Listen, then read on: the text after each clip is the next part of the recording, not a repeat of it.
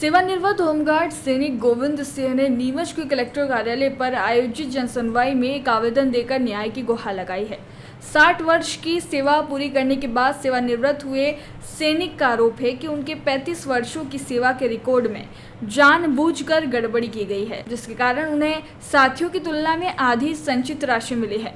सैनिक गोविंद सिंह, जो मूलतः मंदसौर जिले के आपूखेड़ी के निवासी है, ने बताया कि सेवानिवृत्ति पर उन्हें 2,72,034 की संचित राशि दी गई, जबकि उनके साथ के अन्य सैनिकों को लगभग 5 लाख की राशि मिली है।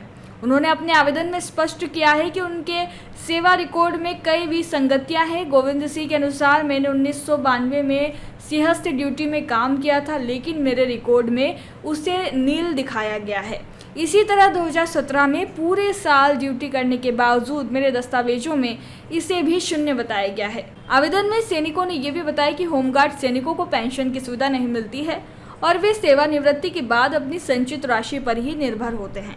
रिकॉर्ड में हुई इस गड़बड़ी के कारण उनकी आधी राशि काट ली गई है, जिससे उनके परिवार के सामने आर्थिक संकट खड़ा हो गया है। गोविंद सिंह ने कलेक्टर से निवेदन किया है कि उनके सेवा रिकॉर्ड की पुनः जांच कराई जाए और उन्हें उनका पूरा और सही हक दिलाया जाए। क्या है, किस लिए आप कलेक्टर कार्यालय आए? जी सर, मैंने होमगार्ड विभाग में 35 साल सर्विस करी। तो जो हमारी जो राशि बनती है वो करीब हमारे साथियों से करीब आधी बनी है। 5 लाख के करीब मिले उनको, मेरे को 2,72,000 रुपये मिले, जबकि मैंने 35 साल सर्विस करी। जो संचित राशि बनती है उसमें विभाग ने गड़बड़ी कर मेरे संचित राशि कम बनाई। किस तरीके से गड़बड़ी हुई? क्या पूरे इसमें सीट होल में गड़बड़ी कर मैंने इसमें 1992 मैंने सिंहस्थ नौकरी करी, जब उसने नील बता रखा है। 2017 में पूरी साल भर नौकरी करी, उसमें भी नील बता रखा है। क्या चाहते हैं आप? क्या मांगे आप? मांग यही है कि हमारी पूरी संचित राशि दी जाए। जो हमारे साथियों को 5 लाख के करीबन बनी है और मेरी करीबन आधी बनी है। विभाग से आपकी बात हुई होगी, क्या कह रहा है? विभाग कह रहा है जाँच करेंगे। कितना टाइम हो गया आपको रिटायर्ड हुए? अभी 31 जुलाई को। हाँ, 31 जुलाई को। इस बारे में आपने अभी कलेक्टर साहब के अंदर कलेक्टर साहब के अभी आवेदन दिया है हमने। क्या बोला वहाँ से? जांच करवाएंगे।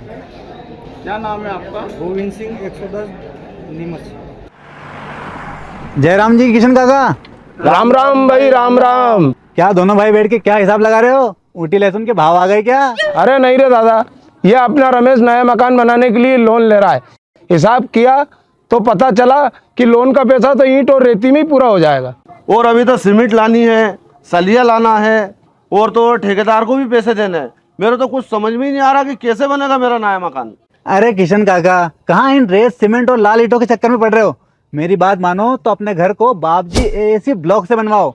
इसमें ना सीमेंट और रेत की जरूरत होती है, ना ही तराई करने की झंझट। और लाल ईंटों के मुकाबले आपका मकान काफी तेजी से बनकर तैयार हो जाएगा। इससे आपके पैसे तो बचेंगे ही, साथ ही मजबूती ऐसी कि सालों साल देखने की जरूरत नहीं।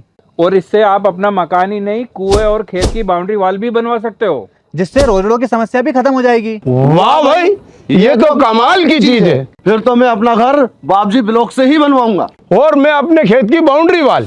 ज्यादा जानकारी के लिए स्क्रीन पर दिए गए नंबर पर अभी कॉल करें। बाबजी एएसी ब्लॉक्स, स्टील से मजबूती।